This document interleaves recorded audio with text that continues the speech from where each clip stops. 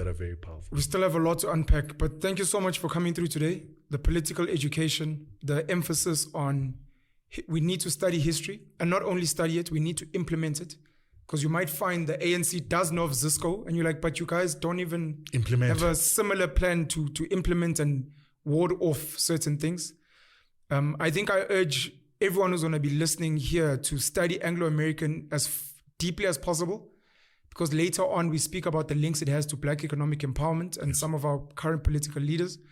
I know I wanted you to break down who owns South Africa, and it means everything to me that you're giving a full context and background, so that by the time we get to the Johannesburg Stock Exchange, the Ruperts and Oppenheimers, people can completely link all the dots and how we connect to the global economy, and why, especially for young Black kids who are passionate about the land and the economy, why the fight is so complicated, so layered, etc. Because one of the things I wanted to say earlier was, we get the land back, we have the minerals back, but if the so-called Rothschilds, we still have to sell the gold, the platinum, the silver to them. If they still have to price us, we're still sitting ducks. And for me, part of these conversations and the work I do is very much about trying to unplug people from the current psychological hold they have, plug them into a new frequency. Because once you get into that frequency, money no longer holds value. Even things like gold no longer hold value. Debt holds no value. And you go back to nature, land, real resources, animals, and you own yourself and you become the god of your life. And the only way they can stop you, which they do, is through death, and then starting a new psychological plan of how to get you to plug into their systems, which keep them rich and keep you and your people poor. And you know, I like what you said, because as Africans, we need to get to a point where sometimes we decide that give me freedom or give me death. The problem is we want to live even under bondage. We gotta stop being afraid of dying and be prepared to be killed for what is ours and principle in order for us to live better lives or to die better. And then lastly, I want to say this. I hope one thing that is happening between you and me is that we understand that sometimes we've got to make enemies.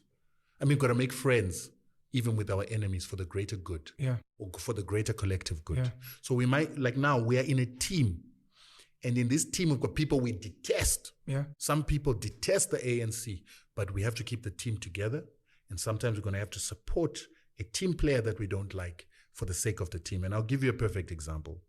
So I say to you that I would stop speaking about Kagame if I got an instruction from home. And what is interesting is I got a phone call from home. And the phone call was... This is a real thing?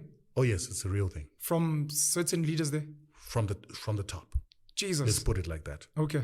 And they said, listen, you need to understand this. We appreciate the work that you do. You talk about Zimbabwe, you're growing Zimbabwe, but understand that Kagame is a strategic ally right now. Very important ally.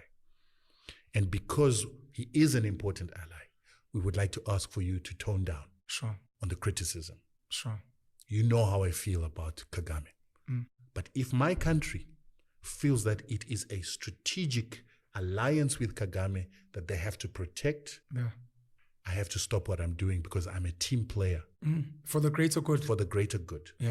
And hopefully, my government can also start talking to their ally to say, for us to build an Africa is the team, can you start changing things here, here, here, here?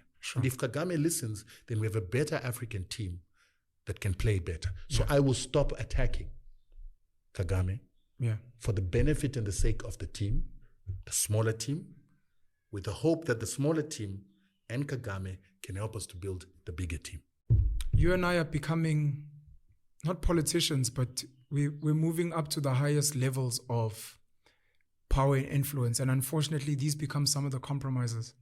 It's a beautiful thing, but as long as, to what you were saying when you quoted Andile Mngxitama, as long as we keep our eye on the fundamental struggle and we keep fighting for that and not the petty struggles, absolutely, I think we're going to get somewhere. Rutendo, thank you so much. We've got to stop being about ego, and we've got to make it about the greater good. Boom. Cheers, man.